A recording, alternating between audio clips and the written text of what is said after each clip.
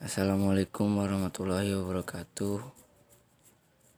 Di sini saya akan menjelaskan tentang proses transaksi ekonomi di negeri Laos.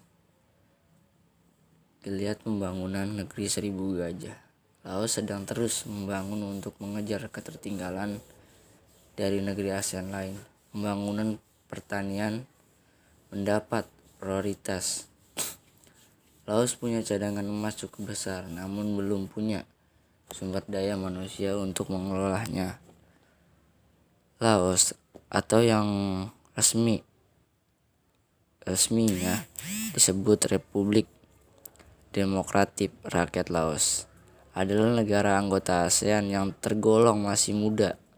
Hingga kini hubungan perdagangannya dengan Indonesia masih sangat minim. Negara perdagangan kedua negara masih terbilang kecil, yaitu berkisar sekitar 22 juta.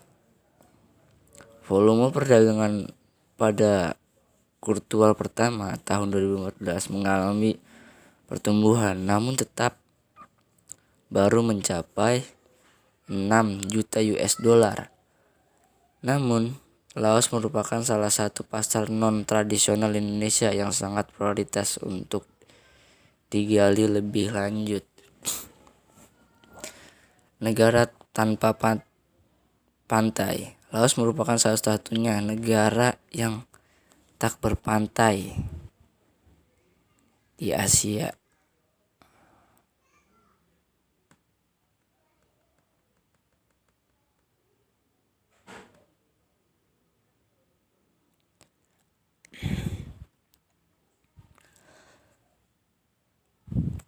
Dengan wilayah negara yang relatif kecil, Laos terdiri dari daratan tinggi dan rendah yang diselimuti hutan lebat. Kondisi alam yang bergunung-gunung dengan ketinggian tepat tertinggi mencapai 2,817 meter dari permukaan laut membuat kondisi alam Laos hampir mirip dengan Indonesia.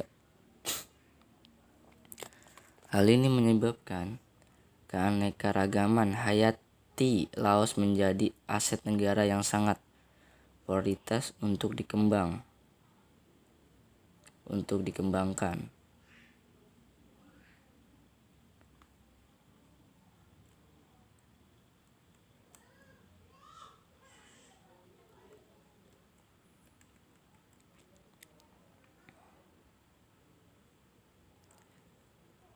Hal ini menyebabkan keanekaragaman hayati Laos menjadi sangat negara yang sangat prioritas untuk dikembangkan.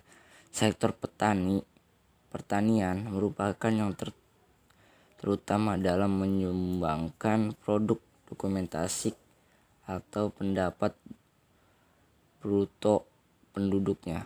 Sektor berikutnya yang bernilai penting adalah pertambangan emas yang sangat berpotensi. Namun Laos belum memiliki sumber daya manusia unggul dalam bidang pertambangan. Tenaga kerja masih didatangkan dari negara lain termasuk dari Indonesia. Jadi negara Laos itu kurang tenaga kerja. Masih kurang tenaga kerja tapi. Namun jika dibandingkan dengan kondisi 5 tahun silam, sekarang kondisi Laos jauh lebih baik. Pembenahan terus dilakukan. Pertumbuhan ekonomi Laos mencapai 8% selama 2 tahun terakhir ini dan merupakan sejarah tertinggi bagi Laos. Kemajuan ekonomi ini bisa dilihat dari berbagai macam pembangunan seperti pembangunan rel kereta api, pembangunan ke Thailand sepanjang 3,5 km. Selain itu, sejumlah perusahaan asing mulai berani masuk ke Laos untuk menanamkan modalnya pada berbagai macam pembangunan sarana dan prasarana di desa maupun kota. Meski pertumbuhannya masih berkonsentrasi di sekitar ibu kota Laos, Vientiane, pembangunan belum merata. Pembangunan belum merata seperti negara berkembang lainnya. Pertumbuhan ekonomi Laos baru bisa dirasakan oleh kota-kota besar seperti Vientiane sebagai ibu kota Laos, kemudian disusul Luang Prabang, Paksi, dan Savenaket.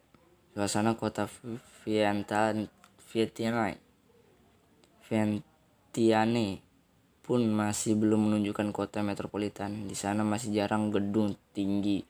Walaupun jalan raya di ibu kota secara umum telah diaspal, namun di luar kota Vientiane, kebanyakan jalan raya masih berupa jalan tanah. Tak heran jika banyak mobil yang baru masuk Vientiane dari luar kota tampak berlumur tanah merah.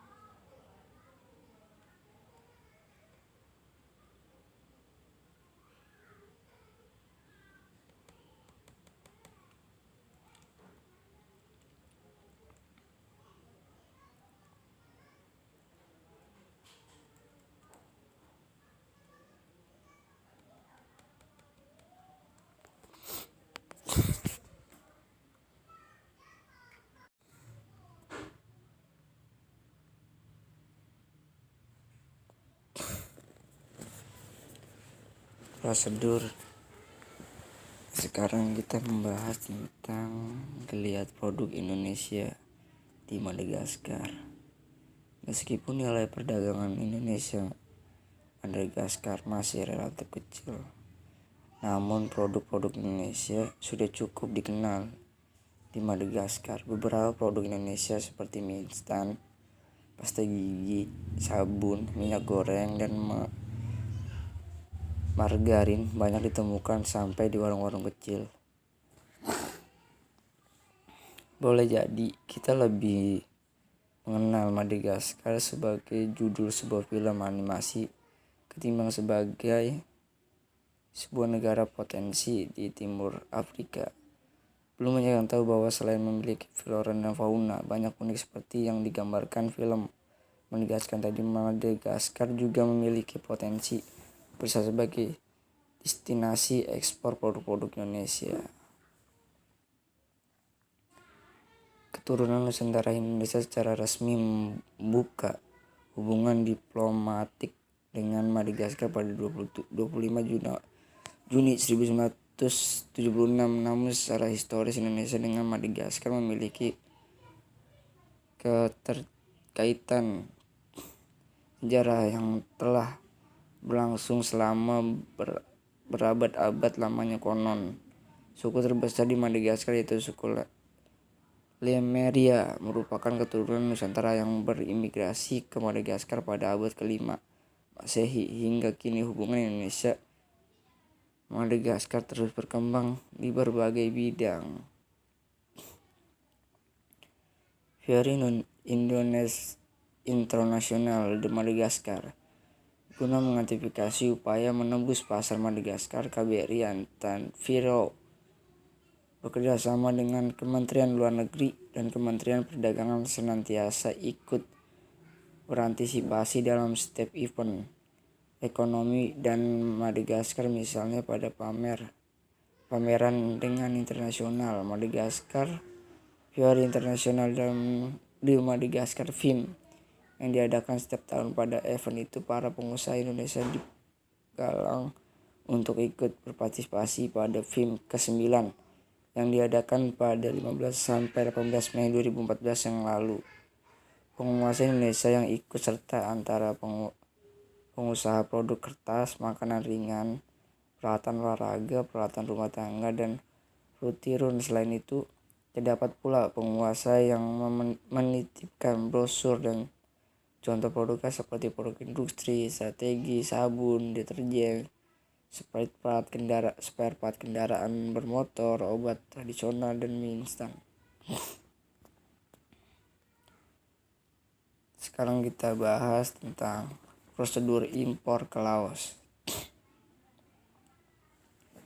Laos negara landlocked di Asia Tenggara yang merupakan lower middle income economy dengan yang telah membuka Perekonomian ini melalui mengingatkan diri dalam perdagangan internasional. Dalam kaitan dengan perdagangan internasional ini, bagaimana dengan produser impor ke Laos?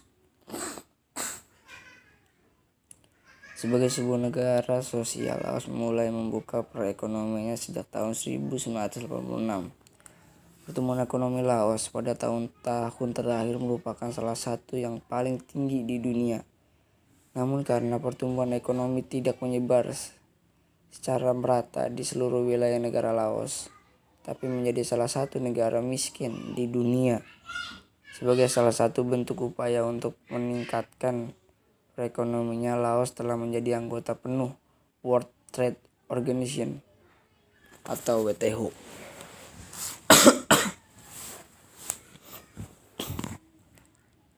Pada Februari 2013, setelah proses negosiasi selama 15 tahun, ASEAN Foundation melihat maksud Laos dalam WTO sebagai indikator kuat atas meningkatnya keterlibatan Laos dalam ekonomi global.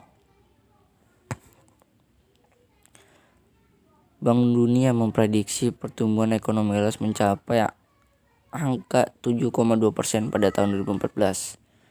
Beberapa faktor yang berkontribusi positif pada pertumbuhan tersebut adalah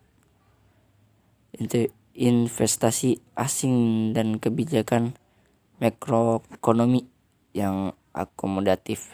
Pemerintahan Laos memiliki strategi nasional untuk ekspor tahun 2015 sampai 2015 yang dimana telah ditargetkan 9 sektor yang memiliki potensi untuk meningkatkan devisa negara yang juga diperlukan untuk meningkatkan pertumbuhan ekonomi. Sektor-sektor tersebut adalah hydropower, pariwisata, pertanian organik, mineral, garam, kerajinan dari sutra dan katun, produk kayu, tanaman obat, dan produk-produk lokal. Prosedur impor dengan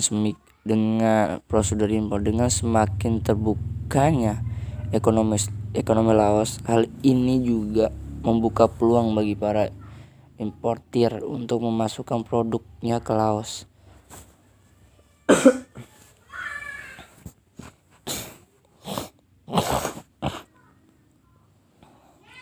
Apabila sebuah perusahaan berkeinginan untuk mengimpor barang-barang komersial ke Laos, perusahaan tersebut harus terdaftar pada Ministry of Industry and Commerce Enterprise Register Division, dan itu harus dipastikan bahwa barang-barang yang diimpor ke Laos bukanlah komoditas yang masuk dalam daftar barang-barang terlarang. Menurut Undang-Undang Kepabianan Laos, yang dimaksud dengan barang-barang terlarang tersebut antara lain adalah senjata, narkotika, zat-zat psikotropika, dan zat-zat kimia berbahaya.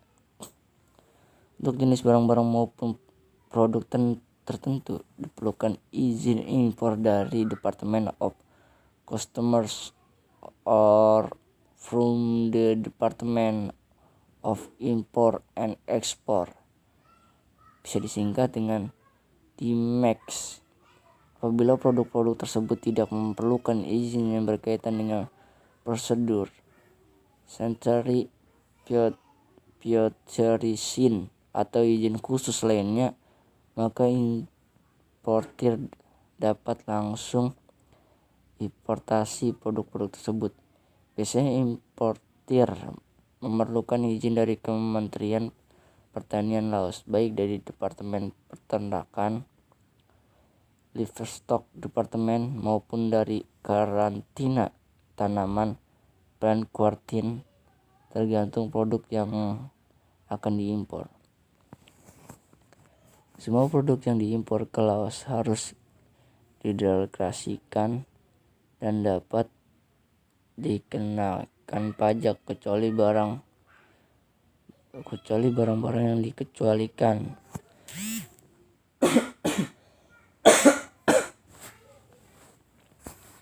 Dokumen-dokumen yang harus dipenuhi adalah formulir mengajukan persyaratan impor ke kantor Bea Cukai apabila produk-produk yang akan diimpor memerlukan persyaratan sentri atau biotransity. Khususnya impor harus mengikuti prosedur tersendiri berkaitan dengan importasi produk tersebut.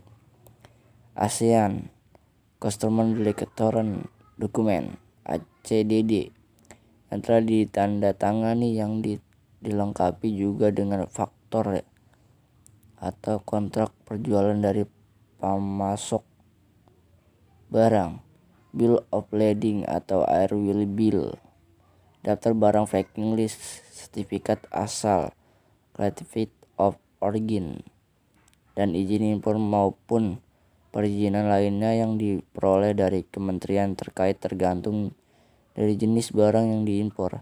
Dokumen deklarasi tersebut harus diserahkan dalam waktu 15 hari kepada kantor Bea Cukai dari tanggal pengajuan dokumen transportasi seperti manifest yang memberitahukan tentang kedatangan kargo. Untuk mempermudah penyelesaian proses impor, perusahaan juga dapat mengajukan deklarasi sebelum kargo tiba di Laos. Preferred Custom Declaration. Pengajuan tersebut dapat dilakukan dalam jangka waktu 7 hari sebelum tanggal tibanya barang di Laos. Pajak juga dapat dibayarkan pada hari datangnya barang-barang tersebut. Pajak bea cukai untuk para impor pakaian impor merupakan persentase dari nilai yang dideklarasikan. Jumlah pajak tersebut tergantung pada komoditas yang diimpor dan negara asal produk. Demikian sedikit mengenai prosedur importasi barang ke Laos. Semoga dapat memberikan gambaran singkat untuk dapat memasuki produk-produk Indonesia ke negara tersebut. Untuk memperoleh informasi lebih lanjut, pemerintah Laos memiliki web